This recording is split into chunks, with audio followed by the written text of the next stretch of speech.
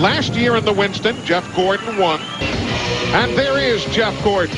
He won this event in 1995 and 1997. Goes for the third time tonight. And so too, Jeff Gordon. Those are the in-car cameras. Here's the in-pit reporter, Steve Burns. Labonte hanging tough on the outside. It's a bit of a surprise. They weren't happy with the car this afternoon. They said it was missing pollution. Not hooking up at all, but it's hooking up now. Jeff Gordon on the outside. You're riding with him going into turn 3. You can see the two guys fighting in front of him there. Bill Elliott and Terry Labonte side by side. Jeff Gordon right on the back bumper. And the straight Terry Labonte leading. Boy, he's got him. Here comes Bobby Labonte in 4th place there in the green car. Terry's taking the lead. Here comes Jeff Gordon on the inside as they head down the back straightaway.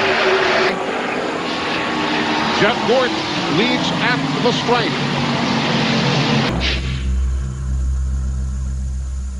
This year's Winston's going to be a little bit different. It's still 2 30-lap segments followed by a 10-lap shootout, but this year the process for inverting the cars is going to be different. The wheel's going to decide how many are inverted. Our adjustments will still basically remain the same. Wedge in or out for loosening or tightening the car up. We can still use a lot of tape, especially in that last 10-lap segment, but you might not pit in that last 10-lap segment because you lose your track position if you do. Tire pressure, again, going to be very, very critical. We can change the spring rate, make the car tighter, looser, or make it drive totally different by changing 1 or 2 pounds of air pressure in a tire. Our old friends, the spring rubbers. If your car's not handling, you can stiffen or soften the spring, putting a piece of rubber in it or taking it out. A lot of new paint schemes for the Winston come out. Very exciting. This is one of our older cars, blacker, with a new paint scheme. It's DuPont Chrome Illusion, and it changes colors under the lights. Now, even though it's an old car, it's got a new safety feature. This net was invented by Jeff Burton and Bill Simpson. And because of them two, left side driver safety is going to be a lot better this year at the Winston. Ray Evernham and Blacker as we ride along with the field here at the Charlotte Motor Speedway under caution. Ernie Irvin with repairs to his car. Darrell Waltrip's on pit road. We'll update you when we come back. Green flag with Terry Labonte up front. Remember, they did not count that third lap. Caution laps don't count. That's why Jeff Gordon was not leading at the restart. Kind of like an IROC race. They go back to the last completed green flag lap for scoring purposes. Boy, I tell you what, Mark Martin there in 3rd place made a bold move and already up to 3rd. He is the man that everybody says will be the guy to catch tonight. Mark Martin in 3rd place already. And now the green car is in front. Now it's the purple car. Now it's the gold car in front. And it's every bit this illusory, even when you stand in the garage and watch it all change colors. Kind of like Jeff Gordon said in our feature earlier today. Who can spin, do a full 360 at full speed and not hurt anything except Dale Earnhardt? He talked about that happening a few years ago. Count the caution laps. You're not losing laps or anything here. You're right back in the hunt, albeit at the back of the field. They'll have a 2. Gordon is the leader. 2 by 2 they'll be aligning for restarts when we do go back racing. Send your name, address, phone number, and the answer on a postcard to TNN's Take Home a Piece of the Action Sweepstakes. TNN Station, P.O. Box. As the field now aligns for the restarts. Again, the top 10, Jeff Gordon. Yeah, Gordon's pretty awesome, too. He's strong, really strong. Jeff Gordon strong in 1995, but he won all 3 segments of this race. Led 49 of the 70 laps that night. Eli, the other car that was running so very well was Bobby Labonte. He's moved all the way up to 4th now. All right, here we go. Green flag is in the air and the race restarts. Lap number 6. Well, Gordon got a jump on that deal, didn't he? Sure did. Here comes Mark Martin just under Terry Labonte down into turn 1 and takes that spot away. Back to green. Green flag in the air. Lap 9 is complete of this first 30-lap segment. We've already had 3 cautions.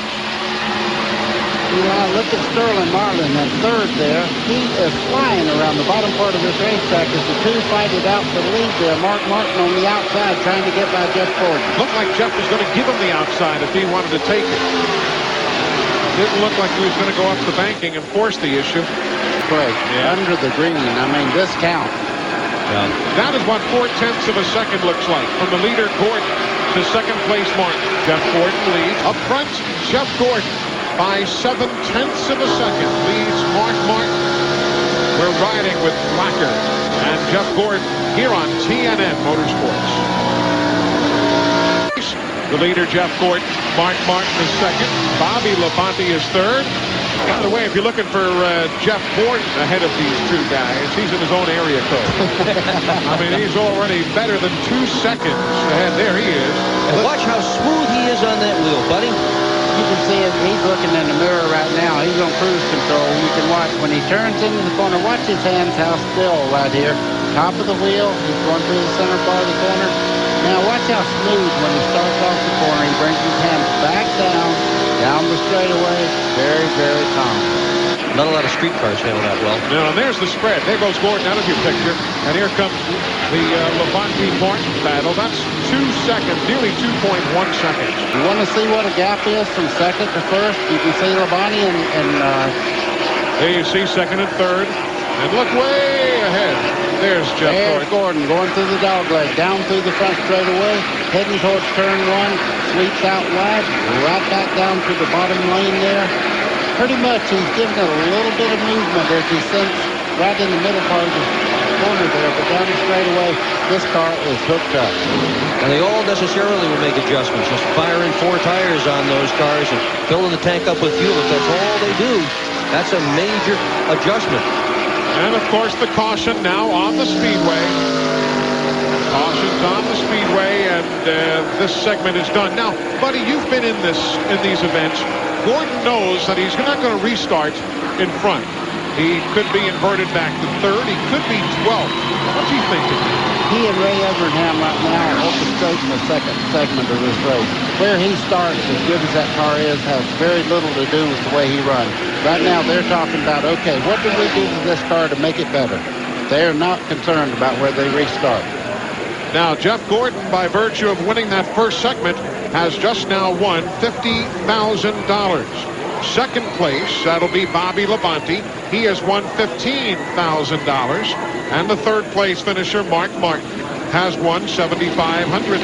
That young man right there is happy, and so is that young man. He's $50,000 richer. And in a moment, they'll all come down pit road.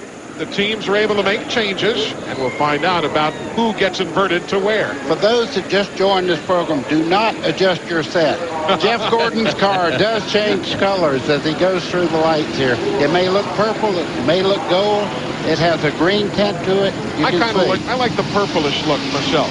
I like to see what's going to happen with every hot rod in America changing its paint scheme. I'll tell you what, this is something really special. I think you're going to see a lot of cars looking something like this. The DuPont fellas very, very proud. They unveiled that car at Talladega Super Speedway on the Die Hard 500 weekend and showed us all the up-close look. And literally, as you move around the car, it does change colors. You see, now it just went from brown to purple. Yeah.